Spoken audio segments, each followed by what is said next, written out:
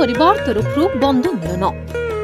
ढेंकानाल जिला अरखपाल ग्राम बालीजात्रा पड़ियारी मणि बराल परिवार तरफ धूमधाम बंधु मिलन कार्यक्रम पालित होइछि। उक्त कार्यक्रम में पवित्र मोहन बराल, क्षेत्रवासी बराल, केशव बराल, भवानी बराल तत्वावधान में बंधु मिलन कार्यक्रम आरंभ होता।